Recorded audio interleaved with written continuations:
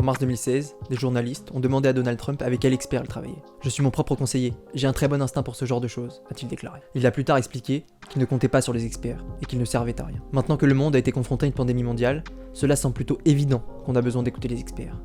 Mais ce n'est pas vraiment comme ça que les choses fonctionnent. Certes, dans de nombreux pays, et particulièrement en Asie de l'Est, il y a une forte déférence, plutôt instinctive, envers l'autorité scientifique.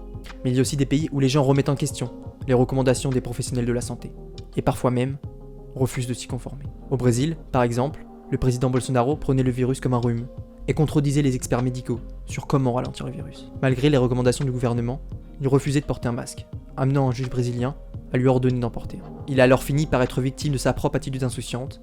Il annonça, en juillet 2020, être positif au Covid-19. La solution à tout ça semble alors évidente. Il faut simplement suivre la science. Mais que nous dit la science ? La plupart des experts du monde entier ont initialement minimisé les dangers du nouveau coronavirus. Cela reflète également les conclusions de l'Organisation mondiale de la santé, jusqu'à fin janvier. La réalité est que la science ne nous donne pas une seule et simple réponse, surtout pas avec un phénomène nouveau, comme le coronavirus. Au fur et à mesure que les preuves changeaient, ils changeaient d'avis. Aucun expert n'est donc infaillible. Nous avons tendance à penser que la science fournit une réponse unique et définitive. Mais ce n'est pas vraiment comme ça que ça marche. La science est avant tout une méthode d'enquête, un processus de questionnement et de test rigoureux de ces hypothèses. Avec de meilleures données, nous arrivons à de nouvelles et meilleures conclusions. Les scientifiques ont encore des questions importantes par rapport au Covid-19. Et elles auront des réponses, mais au cours des prochaines années, et non pas des mois. Au début de la crise, certains scientifiques ressentaient le besoin de parler plus hardiment que les preuves disponibles ne le justifiaient. Cette approche pourrait avoir des avantages à court terme, mais elle présente des avantages à long terme qui sont dangereux.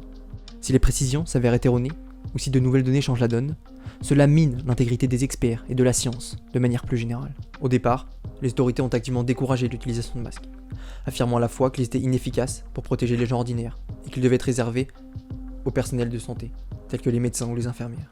Mais si le véritable objectif était vraiment d'éviter la rupture des stocks des masques chirurgicaux, le gouvernement ne pouvait-il pas au moins encourager le public à fabriquer des simples masques en tissu, alors qu'il ne fallait pas plus qu'un t-shirt et des ciseaux ? Le monde est devenu très compliqué. Nous aurons besoin de plus d'experts, et pas de moins, pour gérer les affaires de la nation. Cela en fait inévitablement une élite quelconque, dont les connaissances leur confèrent autorité et pouvoir.